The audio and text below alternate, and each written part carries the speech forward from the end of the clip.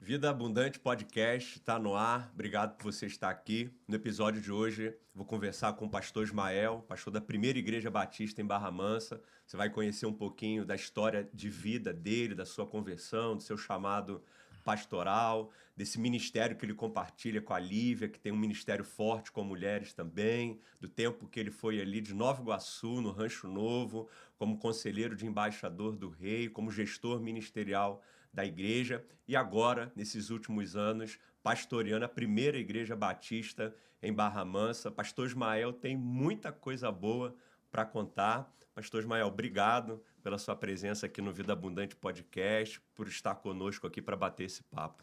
Oi, Léo, eu que agradeço, parabéns pelo projeto, tá? Acompanhei rapidamente aí os primeiros passos que você deu e acho que bem relevante, né, pro tempo atual. Então, parabéns pelo projeto, obrigado pelo convite e vai ser um prazer, né, compartilhar um pouco aí da nossa experiência, da nossa vivência aí enquanto pastor e tantas outras coisas. Tá certo. O grande objetivo do podcast é, através de cada bate-papo aqui, mostrar para as pessoas como elas podem ter uma vida abundante em Jesus. Legal. E nós, como pastores, às vezes as pessoas se esquecem que um dia nós estávamos também longe de Jesus e entregamos a nossa Verdade. vida para Ele, né? Eu queria que você contasse rapidamente, Ismael, como é que foi a sua conversão, esse processo assim de entrega de vida para Jesus Cristo. Ah, legal. Então, o Léo, eu tive o privilégio de nascer num lar cristão. Então, os ensinamentos aí bíblicos, né, os ensinamentos do cristianismo, eu tive desde cedo, né? Fui criado numa família cristã, evangélica, de origem presbiteriana, e fiquei lá até os meus 14 anos.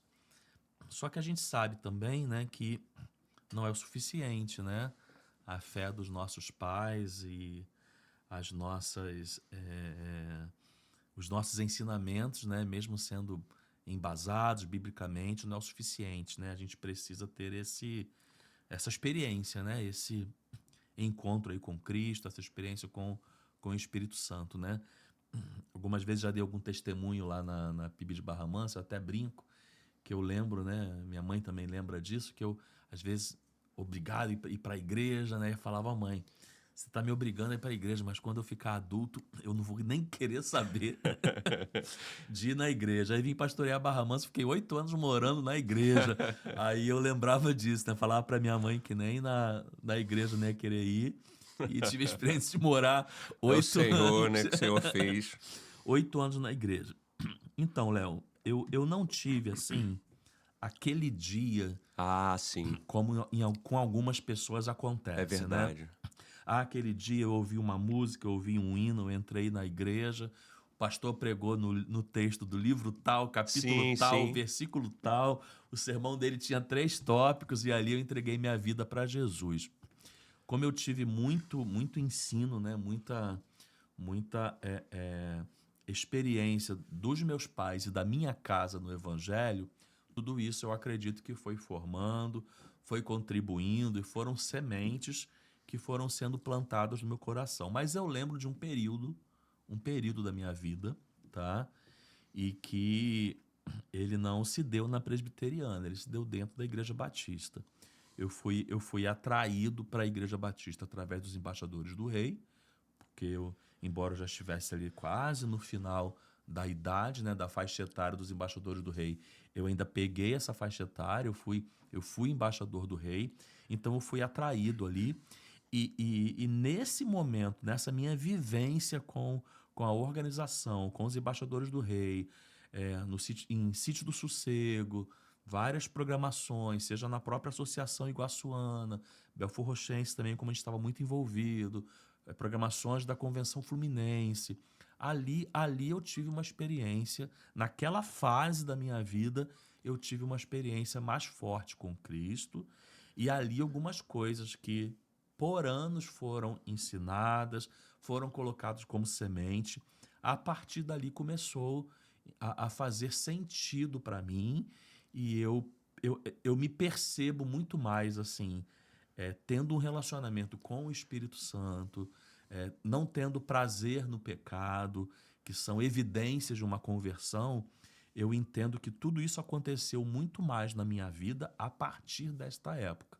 Então, eu vou dizer que a minha experiência de conversão Foi nesse contexto. se deu na minha fase de adolescente, nesse contexto de embaixador do rei e desse relacionamento maior, né, com a pessoa do Espírito Santo. E graças a Deus, todo aquele ensinamento que produz em nós a convicção de que Jesus morreu na cruz por nós, tudo isso eu também já tinha por conta da bagagem que eu tinha dos meus pais.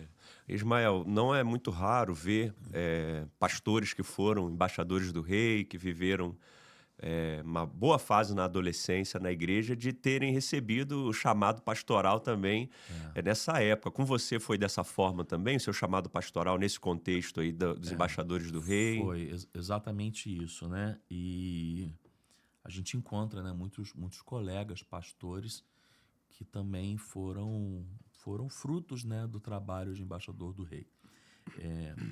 E aí, Léo, eu sinto um chamado pastoral na minha vida desde muito cedo, desde muito novo. Então, fui embaixador do rei, acabei a fase de embaixador do rei, fui conselheiro de embaixador do rei, líder de embaixador do rei, e automaticamente pastoreei, né? Pastoreei meninos, Sim. pastoreei crianças. Então, desde muito cedo eu sinto, sabe? Essa inclinação para o ministério, esse chamado para o ministério. Já recebi, desde a adolescência, experiência, né, de pessoas da igreja, da comunidade de fé, chegarem para mim, eu lembro, na minha época de adolescente, falarem, olha, eu não sei se você já pensou nisso, talvez você é muito novo, mas eu olho para você, eu vejo que Deus tem um chamado pastoral na sua vida. Então, esse chamado, ele acontece muito cedo, mas eu não respondo ele de imediato, tá? Eu não respondo ele desde quando eu sinto, não. Eu vivi uma experiência profissional, essa experiência profissional, em algum momento, embora vejo claramente que foi bênção de Deus na minha vida, foi porta que Deus abriu, eu vejo que em algum momento essa experiência profissional ela atrasa o meu sim, né, ao ministério pastoral, por conta, né, de você desejar, às vezes, uma carreira, algo, né, que você também quer conquistar na sua vida. E aí eu fui, né? Fui para uma carreira profissional, sempre trabalhei em área comercial, fui gerente regionais e tive uma experiência, né, vivenciada na área Aham. comercial.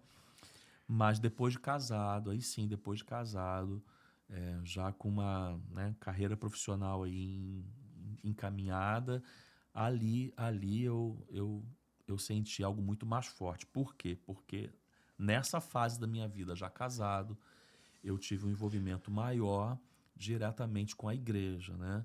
Eu comecei a participar junto com o pastor que me pastoreou, de algumas contextualizações da igreja, comecei a trabalhar mais ligado à liderança da igreja, envolvido diretamente com a igreja como um todo, agora não mais só embaixador do rei. Aí juntou, né, tudo aquilo que eu sentia como chamado desde cedo, e olhando para a igreja agora como um todo e vivenciando ali a prática da liderança ministerial, aí ali chegou um ponto que não tinha mais como, para mim eu dizer não, né? E aí eu destaco também, Léo, que eu acho importante, até na vida, de repente, alguém que está nos assistindo tenha esse conflito, né, essa luta de chamado. Eu quero dizer que esse chamado nunca pode ser algo consciente só em você. Eu tive isso como experiência na minha vida, de forma positiva, e quero usar, assim, como dica para você, que esse chamado nunca seja só seu, sabe, Léo? Porque naquele momento que eu falo aqui, eu não tenho como mais dizer não. Eu vou até o meu pastor, e aí ele diz, não, eu já esperava que você viesse até antes. E aí é a primeira confirmação disso, não estava só em mim. Estava naquele também que me pastoreava. Quem está perto está reconhecendo que a pessoa tem o chamado. Estava naquele que me pastoreava. E aí eu percebo isso em toda a família de fé, em toda a igreja, né? Porque aí a igreja, quando soube ali que eu procurei o pastor, que eu estou indo lá fazer a formação em teologia, aí toda a igreja fica feliz, celebra esse momento comigo, porque aquilo não é anormal.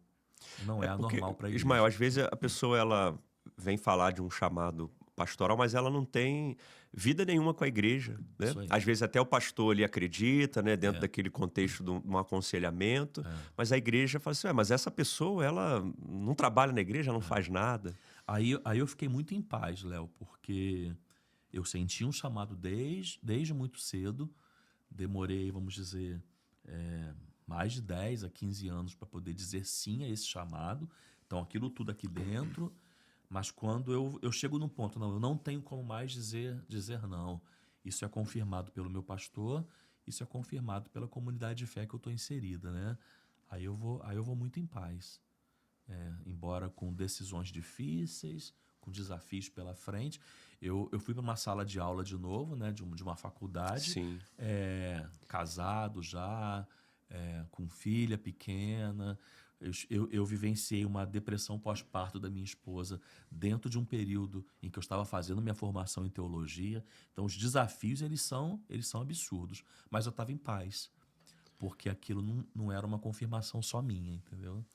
Se você está gostando desse conteúdo aqui, curte esse vídeo e comenta aqui como é que foi a sua conversão. O pastor Ismael contou o processo de conversão dele. Você comenta para a gente aqui como foi o seu processo de conversão. Ismael, a Lívia, sua esposa, né, ela tem um ministério forte também com mulheres, né? Eu sei que é um ministério que ela vive, mas você como marido está perto ali, está acompanhando, né? O que você mais destaca do ministério da Lívia com as mulheres? Então, eu conheci a Lívia adolescente, né, lá na igreja que fomos, né, criados. Aí ali nós crescemos, namoramos, noivamos, casamos. A Lívia sempre trabalhou com a igreja, né?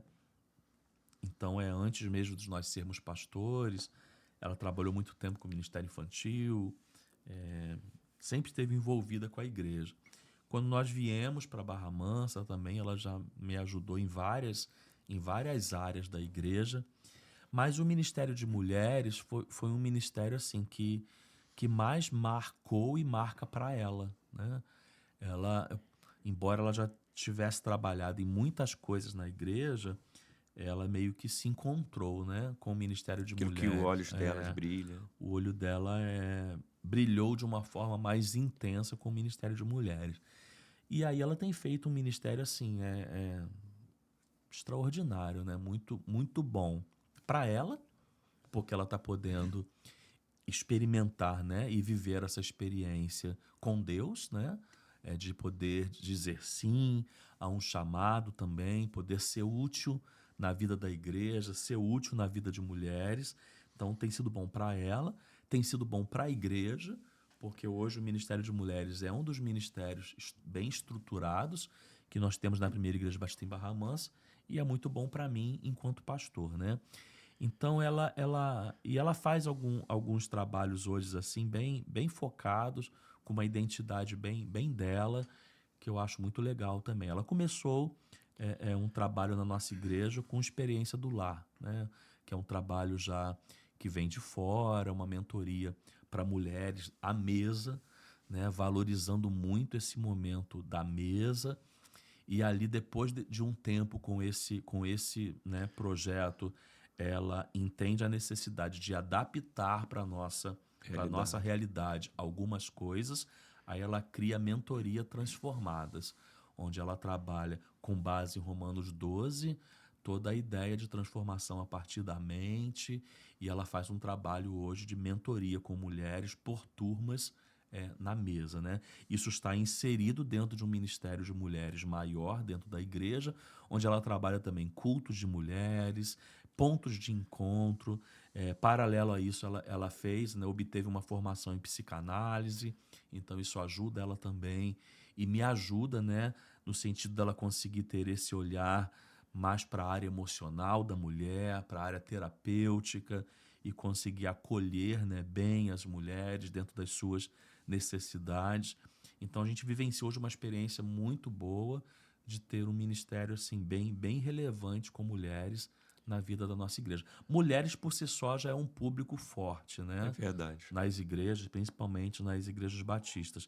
E hoje a gente consegue, além de já ser um público forte, ter esse ministério bem relevante. Então, sou muito grato a Deus, né, por E eu isso. imagino que o impacto seja tão grande assim pela questão do discipulado, uma mentoria com poucas mulheres, com um programa, né, que tem começo, meio e fim, onde a Lívia ali, a própria turma também, né, vai passando não só ensinamentos, porque é algo que tem marcado sobre o discipulado, que o discipulado não é só a transmissão de conhecimento, né, mas é a demonstração da vida de Jesus na vida da pessoa para que o outro saiba a quem imitar, né? Uma das palavras bíblicas sobre Jesus é que nós devemos imitar eles, né? E quanto que você vê assim essa transformação nas mulheres lá da igreja através desse ministério, Ismael? Tem muito impacto, Léo. Primeiro porque eu penso que o discipulado, ele é uma carência muito grande, né?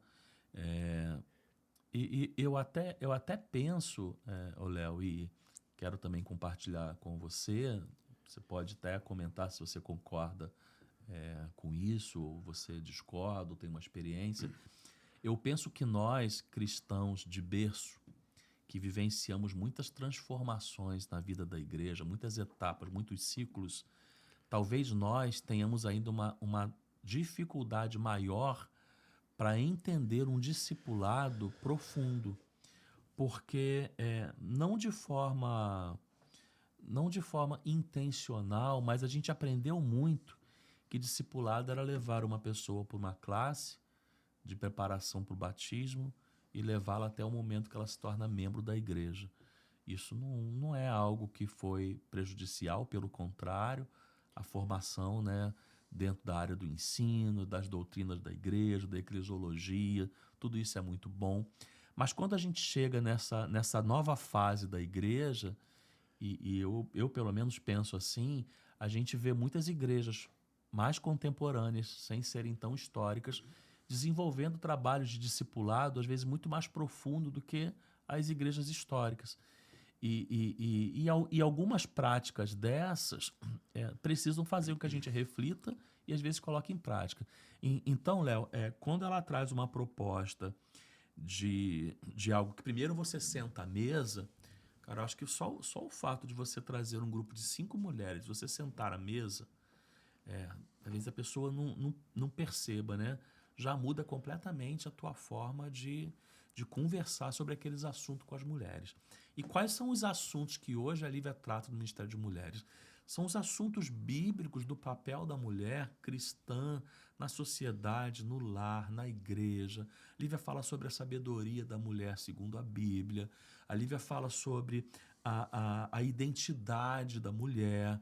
A Lívia fala sobre essa questão da mulher e o seu papel no relacionamento conjugal, com o seu marido, como que ela pode influenciar no próprio lar para que o seu lar seja um lugar de paz. Então, conversas sobre assuntos fortes como esse e da forma que é feito à mesa, em pontos de encontro, em várias outras coisas, isso gera muito essa influência, sabe? Isso gera muito essa mudança de transformação na vida do outro a partir de algo que você está ali, vida na vida, ensinando, né? Então a gente é nítido, né? Postura, isso é nítido, né? Para quem conhece, né, o trabalho que está sendo feito, que sabe com qual intuito ele está sendo feito, e você vai observando. Ver o antes e depois. Aí você vê a mudança de posturas, comportamentos dentro da própria igreja, no lar, na sociedade, que as mulheres começaram a experimentar por conta disso, né? Então há um discipulado assim muito forte e resultados também muito legais, entendeu? Que bacana, Ismael, ver esses frutos que Deus tem realizado através da vida da Lívia, lá na sua igreja, né? Verdade. E você está aqui em Barra Mansa há um pouquinho mais de 10 anos, não é isso? Um pouquinho mais de 10 anos, mas você é cria da Baixada Fluminense, Nova Iguaçu, Belfor Baixada Roxo, Fluminense. aquela terra boa lá, muito boa. Calor, muito calor. É. E você viveu muitas experiências ali, Ismael, na Igreja do Rancho Novo, né? Dentro dos embaixadores do rei, mas no segundo momento ali, na gestão ministerial da igreja, né? Explica pra gente, Ismael, o que é um gestor ministerial, né? O que o gestor ministerial da igreja faz? É uma. Dentro até da nossa eclesiologia, da nossa denominação, às vezes não é algo tão comum, né? Isso. Na vida da Igreja Batista. Mas eu tive experiência de vivenciar isso. Sou muito grato mesmo à primeira Igreja Batista em Barra Mansa, ao pastor Jaziel, porque me abriu portas, né, para poder vivenciar isso, que foi uma escola, né, um laboratório muito grande para aquilo que iria me formar, né, e que eu poderia experimentar depois enquanto pastor. Mas o que aconteceu, Léo? Eu chego em 1993 na Igreja Batista do Rancho Novo, igreja na época pastoreada pelo pastor Joel, pastor que pastoreou lá 32 anos, pai do pastor Jaziel, uma igreja amável, que traz muitas memórias boas na minha vida, de acolhimento, de pertencimento. Uma igreja pequena, tradicional, como eram as igrejas batistas na década de 90. E ali eu chego e encontro essa igreja. Né? Chego ali adolescente e cresço ali. E aí, quando ainda na década de 90, há essa transição de ministério do pastor Joel para o pastor Jaziel, assim, de forma lenta, ele vai fazendo um trabalho aos poucos de contextualização da igreja, né? Que nada é do que você manter na igreja aquilo que você entende que é o essencial, né? Que é a pregação cristocêntrica, a igreja tendo Cristo como cabeça, mas você vai olhando à sua volta, vendo as transformações, as mudanças da sociedade e tentando em algum momento se comunicar melhor com o seu público, usar estratégias mais atuais para que você possa evangelizar, para que a igreja possa crescer. Então isso vai sendo vivido de forma gradualmente. Mas quando a gente entra ali a partir do ano 2000, isso começa a crescer. E aí eu tive o grato prazer de, por volta ali de 2010 aproximadamente, junto com o pastor Jaziel e outros líderes da igreja, entrar num momento assim decisivo da vida da igreja, para o crescimento dela e para as mudanças que ela estaria a vivenciar, né? Foi a época que a gente começou a trabalhar com os pequenos grupos na igreja, que na época era aquele boom, né? Era aquela novidade, e a gente entendeu a essência do trabalho dos pequenos grupos, a importância no sentido de cuidado mútuo, de compartilhamento de vida, e nós buscamos, né, muito em relação a isso, treinamentos, capacitações, e aí tivemos a oportunidade de fazer uma estrutura bem feita de pequenos grupos na vida da igreja. Então a igreja ela começa a experimentar esse crescimento. E aí quando chega em 2013, o Léo, eu ainda no seminário, não formado ainda, o pastor Jaziel me convida para ficar integral na igreja. Então ali eu deixo a minha vida profissional e vou ficar integral na igreja. E aí eu tenho um desafio muito grande, que é um desafio de conseguir ser essa ponte, né, entre o pastor da igreja, entre aquilo que ele tem como visão, entre aquilo que ele tem como aplicabilidade ministerial para a vida da igreja, eu me tornar essa ponte com todos os ministros, todos os gestores da igreja, também com parte financeira da igreja, para conseguir fazer uma gestão de forma saudável na vida da igreja. Então, assim, não tem algo assim hoje desenhado como uma cartilha, né? Sim. Isso vai muito ajustável a cada realidade. Mas o que nós vivenciamos ali, o Léo? Primeiro, nós estruturamos o que nós queríamos de ministério, né? Acho que o primeiro passo de um gestor, agora falando de gestão, eu acho que o primeiro passo de um gestor é ele entender o que ele quer de ministério. Porque eu penso, Léo, que essa análise de ministério ela é muito importante. Porque eu penso, né, pelo menos assim, que você não tem que ser obrigado a manter algo que às vezes não é a realidade da sua igreja. Vou dar um exemplo, né? Você principalmente, você sabe que é ótimo para uma igreja ter um ministério de jovens. Sim. Fato. Mas se a igreja não tem jovem, talvez ainda não seja a hora dela ter um ministério de jovens. É nisso que eu quero, Sim, quero sim. dizer, né? Então, acho que quando a gente pensa em gestão, acho que a primeira coisa é você fazer uma leitura da sua comunidade Da de sua fé, realidade. né? Se você vai ter ministério de faixas etárias, quais são as faixas etárias que você tem hoje na igreja? Eu tenho criança, adolescente, jovens, homens, mulheres, família, maturidade, ok. Aí você vai lá, então nós fizemos um mapeamento disso, né? Primeiro de faixas etárias. Quais são as necessidades hoje de faixas etárias da nossa igreja? Dentro da membresia que a igreja tem. Dentro da membresia que a igreja tem.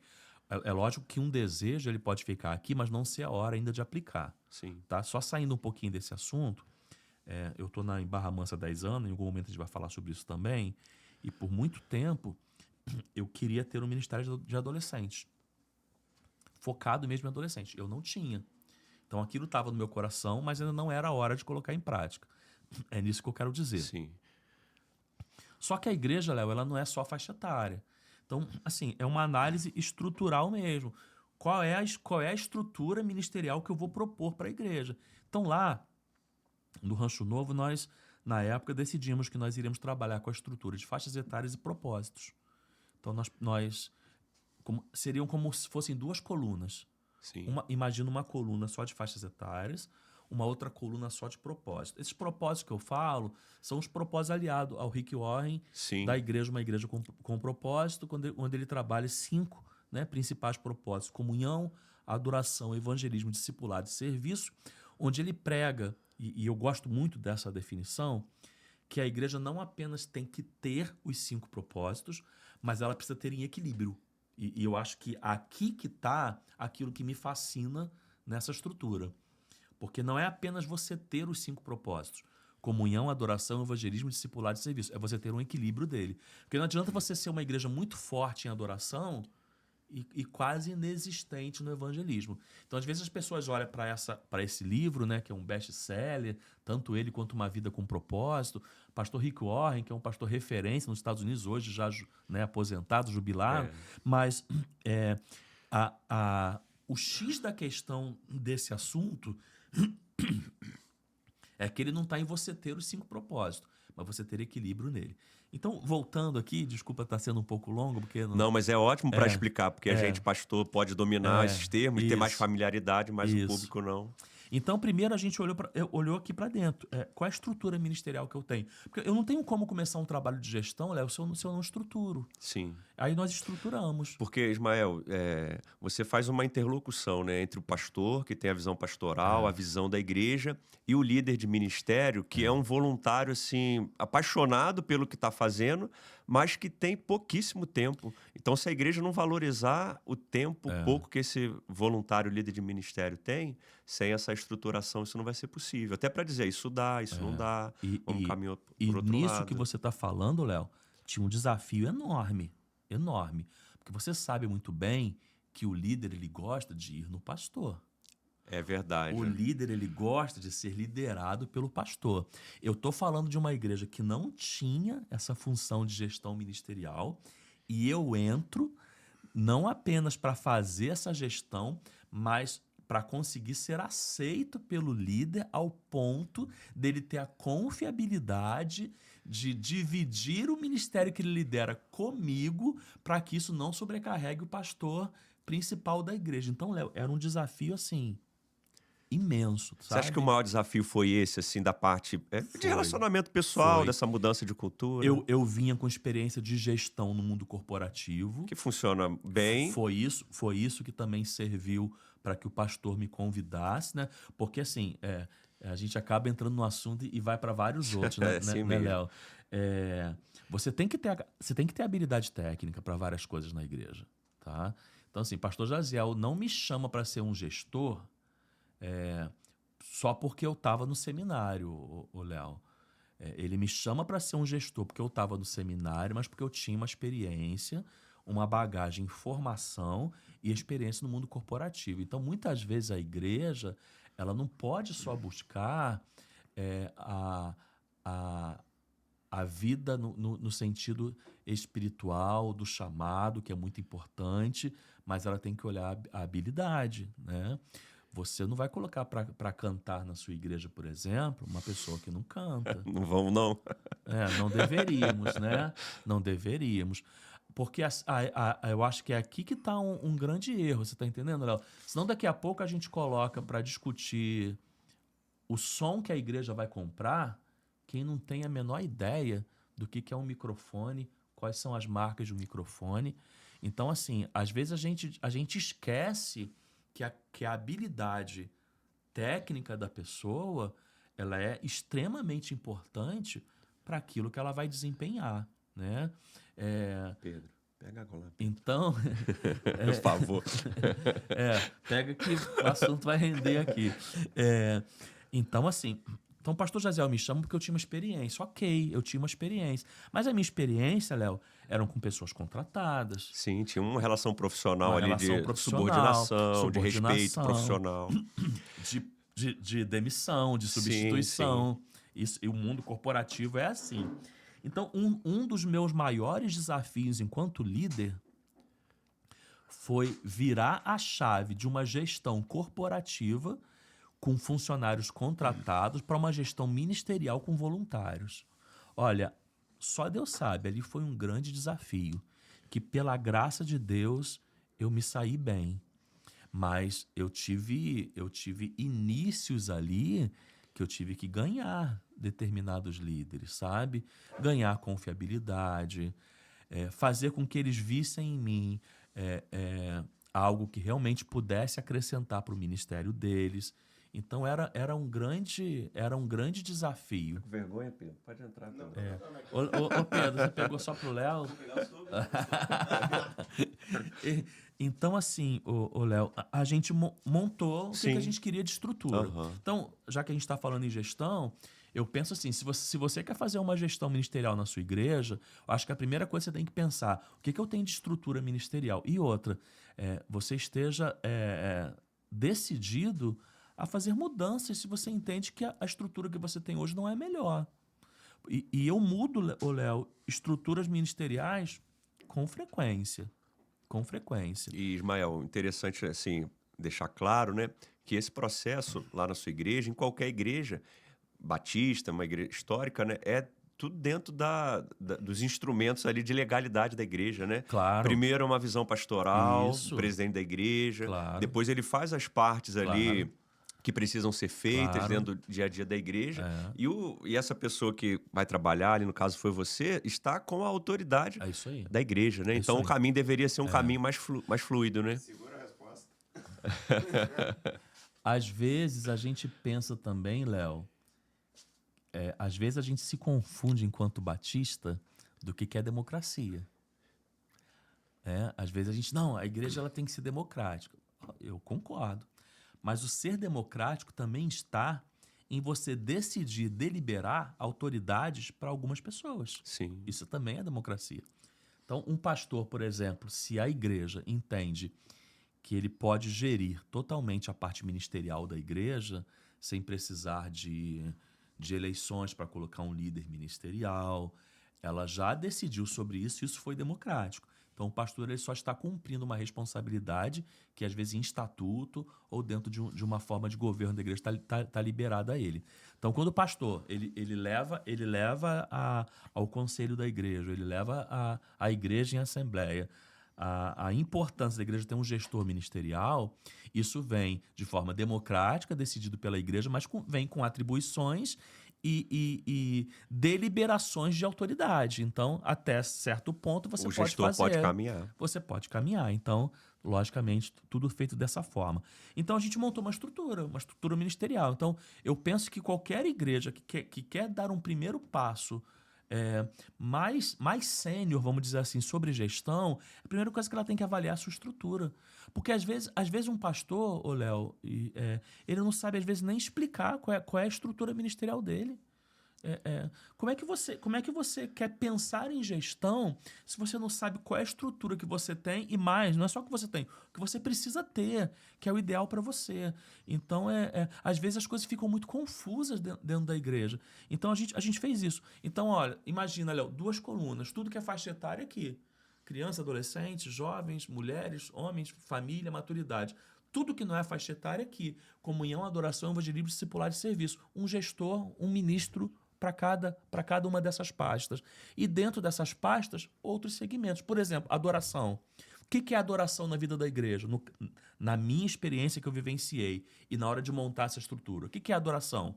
Ministério de louvor é adoração, ministério de dança é adoração, ministério de teatro é adoração, coral é adoração, musicais é adoração. Logo, tudo isso entra dentro dessa pasta onde tem um ministro, ali podem ter outros líderes e voluntários que vão trabalhar dentro da pasta de adoração.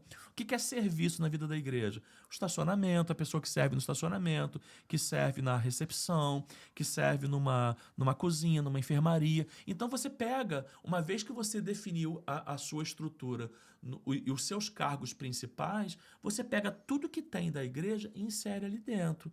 E aí fica mais fácil, Léo, porque olha só, pensa comigo, crianças, adolescentes, homens, mulheres, família e maturidade, 6.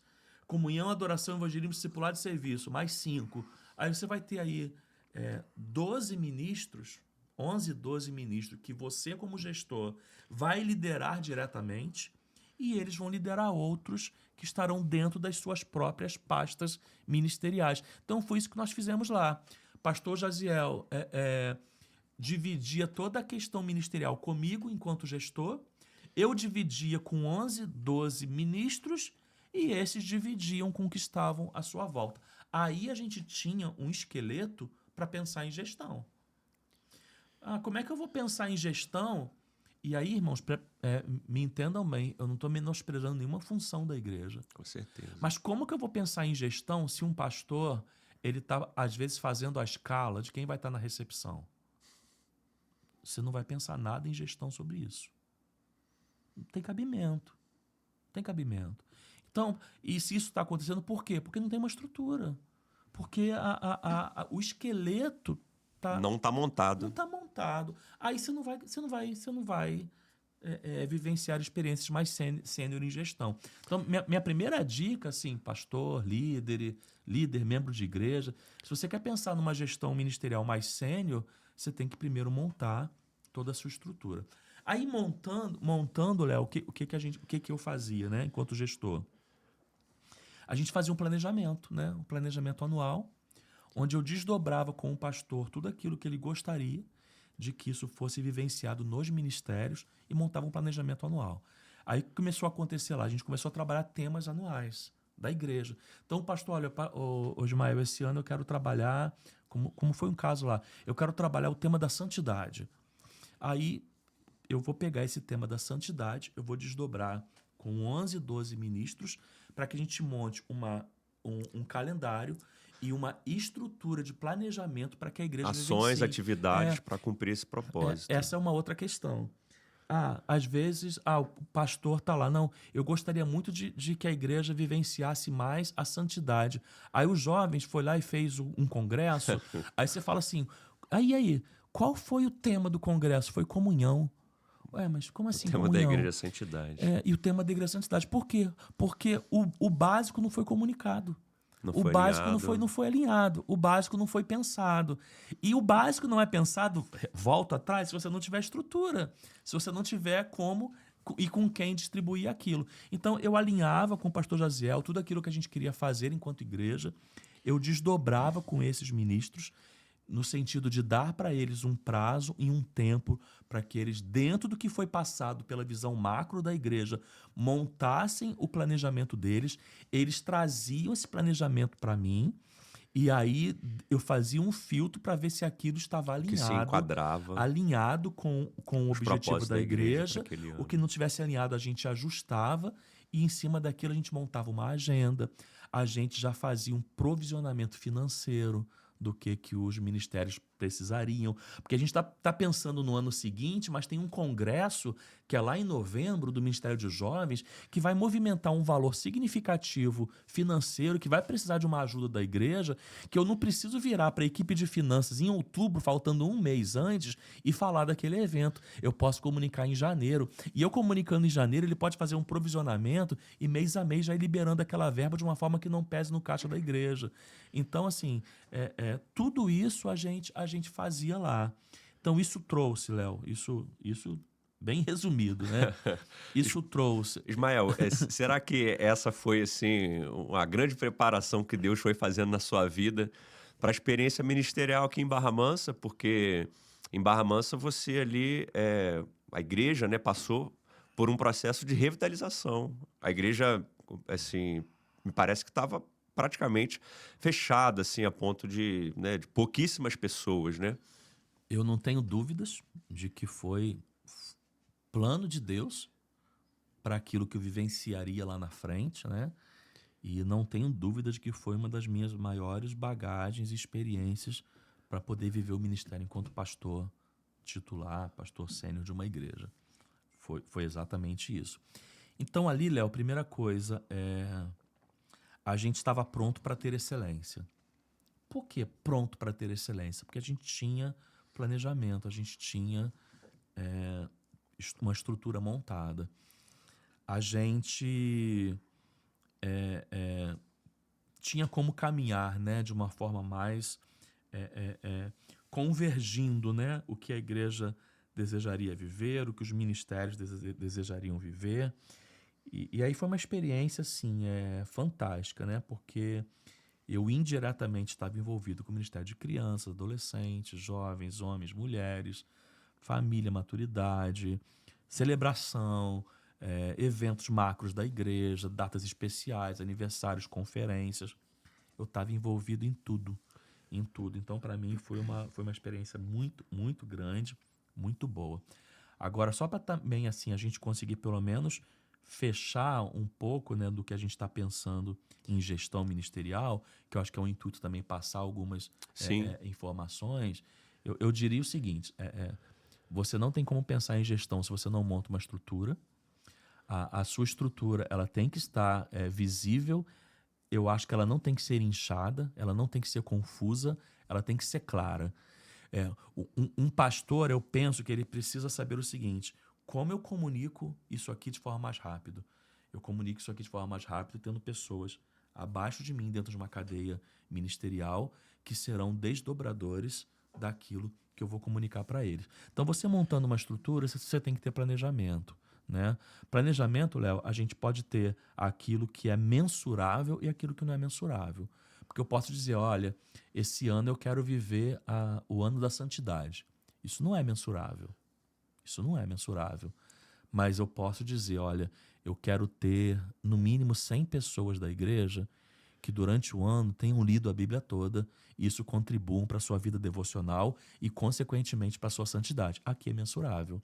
Então, no planejamento até ministerial, a gente tem aquilo que não é mensurável, mas a gente também precisa ter aquilo que é mensurável. Porque se a gente não tiver o que é mensurável, como é que a gente consegue medir, às vezes, se a gente caminhou naquilo ou não? Então, coisas básicas que eu repito, que a gente traz de uma experiência corporativa, a gente coloca na vida da igreja e que aquilo vai trazer resultados para a igreja.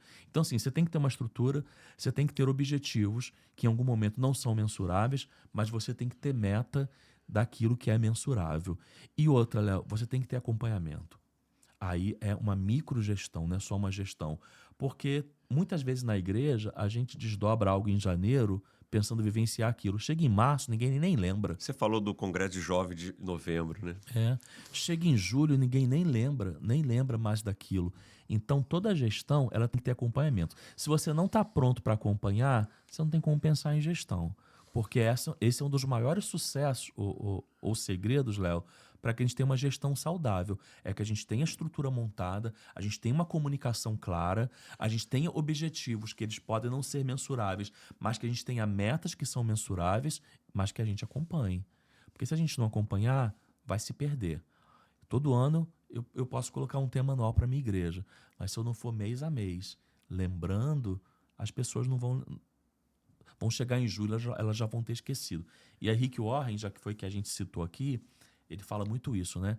Que um líder, um pastor, né, ele está aplicando a liderança ministerial, ele precisa ter encontros regulares com a sua equipe para relembrar a visão, para fomentar a visão, para estar cada vez mais fortalecendo a visão.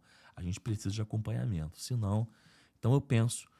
me perdoe aqui Não, muito bom. E eu estou pensando aqui do lado do voluntário, você que é membro da igreja e trabalha e o ministério está se perguntando assim, mas qual a visão do meu ministério? Qual a visão ali que a igreja está trabalhando? Vai lá, bate na porta do seu líder aí, vai perguntar por que eu estou aqui no estacionamento, por que eu estou aqui na mídia, né, para que isso possa ser compartilhado, porque, né, por certo, tem muita gente que não é líder, não é pastor e está ouvindo a gente, mas dá sempre para a gente fazer esse outro lado também, esse outro exercício, né?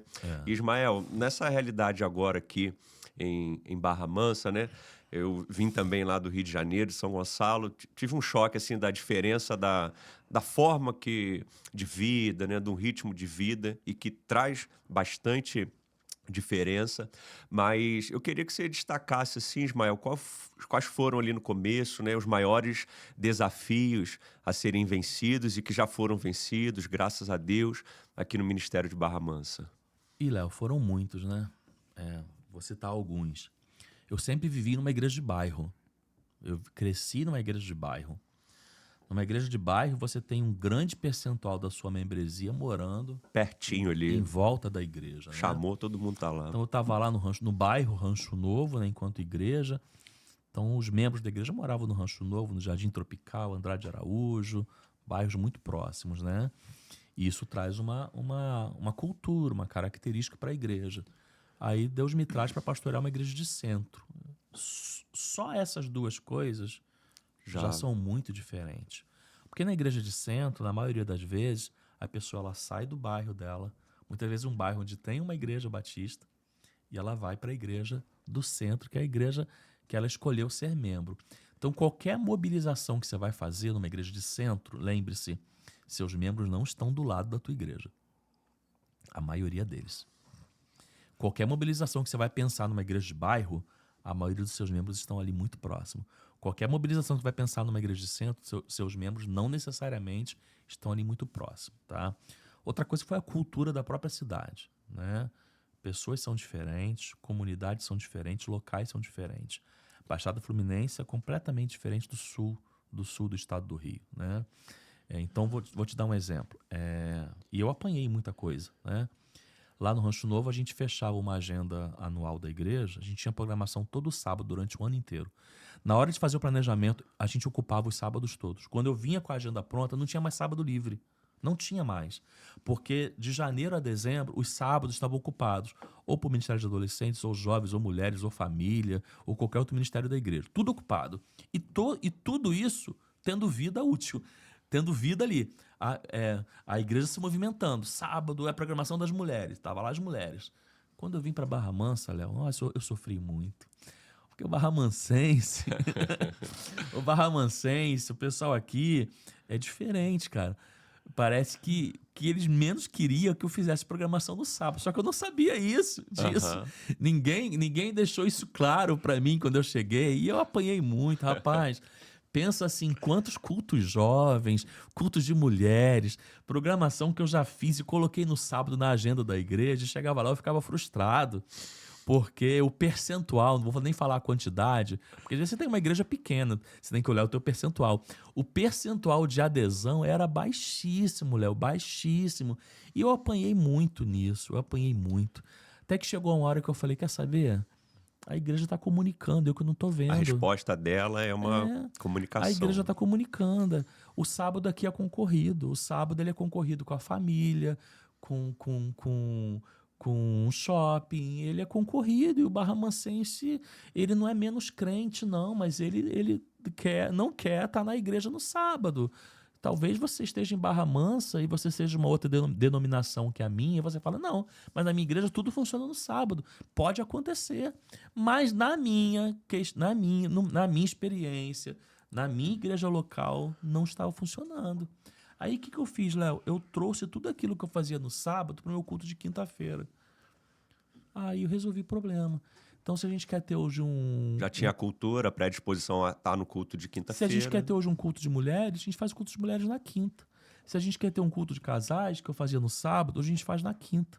Hoje, quando eu fecho o meu planejamento aqui em Barra Mansa, dá para contar no dedo. O sábado é uma excepcionalidade. Quantas programações eu vou ter no sábado. E a igreja ficou feliz da vida.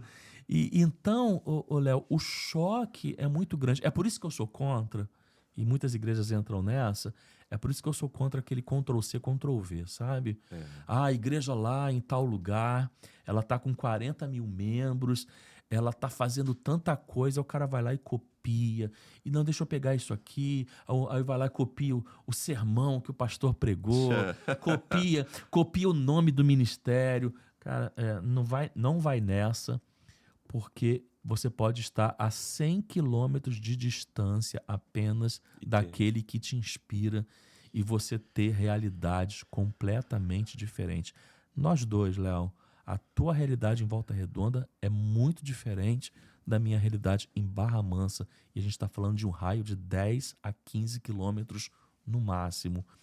Então, os choques que a gente enfrenta são muitos, mas são bons, porque quando a gente vai vivenciando, a gente vai aprendendo e aquilo também vai contribuindo, né, para a gente ir melhorando. E isso se aplica a tudo, né, Ismael? Sobre o que uma pessoa quer e ela saber fazer a leitura da realidade que ela está inserida para dialogar com aquela realidade, poder comunicar aquilo ali e alcançar o objetivo no casamento, no relacionamento com os filhos, na vida empresarial. Vai ter um objetivo, mas não tem como sair enfiando nada goela abaixo. Você precisa ter uma conversa, ver a realidade e caminhar de forma que a pessoa possa ir junto com você. Não adianta nada você caminhar sozinho e ali ver suas filhas estão ficando para trás. Da mesma forma, o pastor com a igreja, da mesma forma, os liderados com o pastor, né? De repente, alguém no meio desse processo aí ia ter que bater lá na sua porta. Ismael, você não percebeu, não? Mas você, graças a Deus, teve a sabedoria de entender que a resposta já estava sendo dada e que uma correção de rota era necessária. Indispensável, Léo. E a humildade, né, de às vezes reconhecer, o que eu estou fazendo aqui não é o melhor caminho. Não é o melhor caminho, porque é um ponto também da liderança, sobretudo ministerial, né, Léo? Muito importante. A humildade, né? Eu vou ficar sendo teimoso ao ponto de ficar insistindo em algo que já está comprovado que não está dando certo. Não, eu acho que a gente precisa replanejar a rota a todo Quando momento. for necessário. Sempre Legal. que for necessário. Ismael, recentemente eu tenho acompanhado uma amizade boa sua com o pastor Alisson, da Betânia, ali no São Luís, com o pastor Douglas, da Presbiteriana Aliança, Isso. no Retiro. Eu queria que você falasse um pouquinho assim, da importância dessa amizade, desse caminhar junto com outros pastores, de que forma eles têm influenciado a sua vida e isso tem contribuído com você. Então, Léo, a gente tem amizade, né, com vários números de pessoas, né, e quando eu cheguei aqui no sul do estado, né, para pastorear a PIB de Barra Mansa, eu estava num novo ambiente, né, num novo contexto, então precisaria criar, né, laços de amizades, e criei bastante, graças a Deus. Mas, além da gente criar laços de amizades, a gente tem uma questão chamada afinidade, né? Tem uns que a gente se identifica mais, porque, né, temos alguma afinidade, algo mais em comum, né? E aí tua percepção tá certa, tá clara. Eu digo que hoje eu tenho uma afinidade, né, maior, embora tenha amizade com vários outros pastores, eu tenho uma afinidade maior com o pastor Douglas e com o pastor Alisson, né? Porque nos identificamos com questões em comum. Nossa visão hoje ministerial, ela tem pontos em comum, né? Aquilo que a gente hoje está propondo para o ser igreja, aquilo como a gente está pensando hoje o ministério pastoral, a vida eclesiástica da igreja, a gente encontra pontos em comum. Então isso foi sendo identificado, né? A gente às vezes vai chamando um pastor ou outro para pregar na nossa igreja, outros vão nos chamando também para pregar nas igrejas dele. Então quando a gente vai numa outra comunidade, aqui ele vem na minha, a gente vai olhando à volta e a gente vai encontrando, né, esses pontos em comum. E encontrando esses pontos em comum, eu acho que a gente deve se aproximar, né? Porque ali pode sair e surgir coisas de grande valia para a nossa vida, né? Então eu acho que foi assim, não foi forçado, não foi programado, não, eu vou ali porque eu quero criar, não, aquilo foi natural, sabe? Foi natural, foi leve, ao ponto de hoje a gente conseguir, né, ter ter esse momento, ter esse compartilhamento, porque a gente entende que temos pontos em comum. E tem sido muito, muito, muito saudável, né? O Alisson tem feito um trabalho muito legal na Igreja Batista Betânia. Eles recentemente fizeram um templo novo lá que já nasceu pequeno, a igreja dele está crescendo assim grandemente. Eu fico feliz por isso, sabe? Eles estão batizando pessoas estão aceitando a Cristo lá. O Douglas também, né? Na Igreja Presbiteriana Aliança no Retiro, tem feito um trabalho também para mim assim muito, muito significativo. Eu gosto muito, né, do trabalho, da forma que ele pensa o ministério, a igreja, e tem feito um grande trabalho também. Então se tornaram assim grandes amigos e pessoas com quem eu tenho alegria em compartilhar. Então às vezes a gente senta mesmo, se encontra e compartilha os pensamentos, as vivências, e um ajuda o outro, e é algo muito bom, né? Eu acho que todos nós precisamos disso. Isso é muito bacana de pontuar, né? Das afinidades e de uma... Primeiro foi um reconhecimento. Nós temos coisas em comum, pensamos em comum.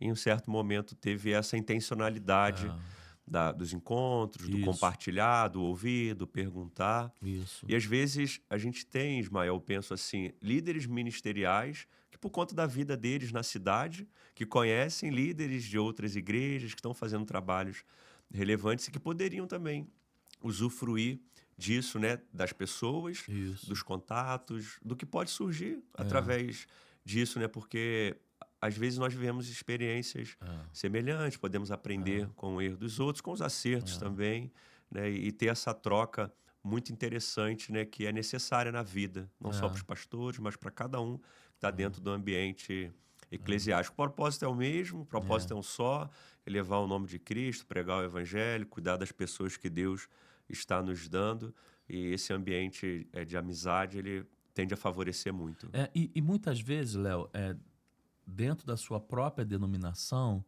nem sempre você vai encontrar essa afinidade. Naturalmente vai acontecer. Às vezes, dentro da sua própria denominação, às vezes você não vai encontrar essa afinidade, né? Então, deixando bem claro aqui que eu não sou nada contra, né, os encontros, né, dos pastores da sua própria associação, da sua própria denominação, mas muitas vezes ali, às vezes a sua forma, às vezes, de pensar o ministério, de realizar determinadas coisas, às vezes não é igual a que aquele. Então, às vezes ali automaticamente não vai ter uma afinidade tão grande. Às vezes você pode encontrar em outros, sejam esses da mesma denominação ou não, né? Então graças a Deus a gente é livre, né? E a gente pode fazer escolhas, né? E eu sou bem, bem grato a Deus por esse relacionamento. Gratidão, pastor Ismael. Se está gostando desse bate-papo aqui, você curte e compartilha com alguém, manda para alguém, escreve lá um negócio, olha, é sobre isso, é sobre aquilo, está me abençoando dessa forma, porque se está te abençoando, vai abençoar a vida de outra pessoa também. Pastor Ismael, você, a Lívia, lá, as meninas, vocês gostam de pão de queijo? Vocês gostam de comer pão de queijo? Rapaz, a gente gosta de comer de tudo, né? É. Mas pão de queijo com certeza. E a gente gosta sim, pão de queijo, churrasco, hambúrguer, pizza. Gostam de tudo, né? Então, Delícias da Tia Márcia vai mandar para vocês. Caramba, lá rapaz, um pão que de legal. queijo mineiro, Que legal. 100% artesanal, vai mandar lá para casa de vocês. Ó, na minha casa, por experiência, assim, depois que a gente comeu Delícias da Tia Márcia, não entrou outro pão de queijo. Não... É um benefício vitalício? É o quê? Vitalício aí, Delícias da Tia Márcia. Delícias da Tia Márcia, pega aí, tá? A dica do pastor Ismael. Vai virar cliente, né? Vocês vão falar isso, né? Então, depois em off a gente vai combinar, eles vão mandar para vocês lá um pão de queijo Maravilha. 100% artesanal. Legal. Não é esse negócio que você vai no mercado ali, é cheiro de... Se você for olhar o rótulo assim, você até desiste de comprar o que tem no mercado.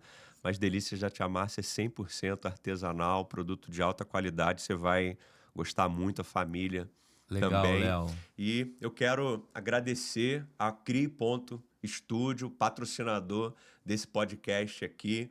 Cri.Studio é o estúdio mais moderno aqui da região Sul-Fluminense está preparado para produzir para você o seu podcast, a sua mentoria, a sua videoaula e qualquer outro conteúdo de audiovisual. CRI.Studio, você pode acompanhar aqui na descrição do vídeo os contatos para que você possa conhecer o trabalho e ser cliente do CRI.Studio. Pastor Ismael, muito obrigado por esse tempo que a gente passou aqui. A hora voou, teríamos muito mais coisa para conversar das suas experiências com Deus, do que Deus tem feito através da sua vida ministerial, mas acredito que tudo que já conversamos aqui vai ajudar, está ajudando cada pessoa a viver uma vida abundante em Jesus. A gente pode pensar essa vida abundante em Jesus não só apenas do fórum individual, onde a pessoa está ali na sua devocional, buscando melhorar como um cristão, mas também olhar para a gestão ministerial, para a forma do ser igreja, porque se a igreja for mais eficiente na sua missão, mais pessoas vão conhecer Jesus, mais pessoas vão estar tendo um relacionamento com Jesus. Obrigado, queria que você deixasse aí suas últimas palavras, suas últimas considerações. Obrigado, Léo. Eu que agradeço, tá? Prazer estar aqui, poder compartilhar isso com você e também com todos que, né, estarão ao alcance desse vídeo. É um privilégio poder falar sobre isso, né? Porque tudo aquilo que a gente faz com paixão, né? Com entusiasmo, é muito prazeroso também poder compartilhar, né? Quero concluir citando um livro que a gente... Não é um livro novo, não, já está há bastante tempo aí na questão ministerial, mas é um livro bem interessante que a gente tem refletido muito sobre ele esse ano lá na igreja, que é um livro que chama A Treliça e a Videira. Não sei se você já teve a oportunidade de conhecer, mas para mim o autor ele é muito sábio porque ele faz essa analogia, né? A analogia entre a treliça e a videira de forma literal. Treliça, ele quer dizer aquela estrutura que é colocada para que a videira, né, ela não cresça ali no chão, né? Ela possa ter uma base para poder crescer, se espalhar e dar as uvas, né? E poder produzir de forma saudável. Então ele faz uma analogia disso com a igreja. Então ele fala que a treliça é tudo aquilo que é estrutura, sabe? São as estruturas, são os ministérios, são aquilo que nós criamos e produzimos com as nossas mãos para que a videira, que é aquilo que Deus produz, que o Espírito Santo produz, a conversão, a transformação, a unidade, possa ser bem vivido. Então ele fala que às vezes o problema da igreja não é que ela está pecando naquilo que é relacionado à videira, mas ela está pecando naquilo que é relacionado à treliça.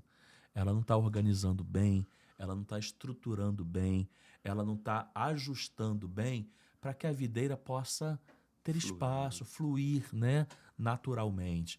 Então, nosso papel, Léo, enquanto igreja, é esse. Nosso papel é montar bem as estruturas.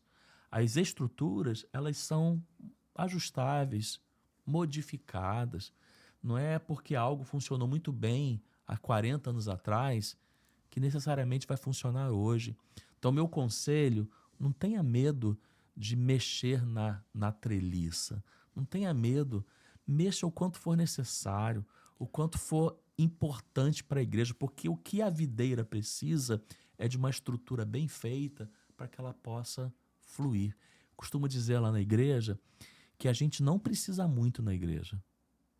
A gente, se não atrapalhar, já teremos feito grandes coisas. Se nós não atrapalharmos, né? Mais uma vez, citando Rick Warren, por conta de a gente ter falado muito de igreja com propósito, ele diz que quem dá a onda é Deus. Nós não criamos a onda. Nosso papel é só surfar nela, né? É só aproveitá-la. Quem dá é Deus. Então a gente precisa aproveitar bem tudo aquilo que Deus quer fazer, tudo aquilo que Deus quer soprar, tudo aquilo que Deus quer conduzir na igreja. E a gente ajuda criando boas treliças, preparando tudo. Eu gosto da excelência, Léo. Eu gosto da excelência. Eu busco a excelência. A excelência não é perfeição, mas ela é algo muito importante. A Bíblia diz que Daniel, lá quando levado cativo, Ele fez coisas extraordinárias na Babilônia porque nele tinha um espírito excelente. Está lá no capítulo 6 de Daniel. Então eu gosto de excelência. E excelência está alinhado com boas treliças, com boas estruturas, para que a videira possa fluir. Salva de palmas aí, pastor Ismael. Esse foi o pastor Ismael aqui no Vida Abundante Podcast. Valeu, obrigado. Tchau, tchau.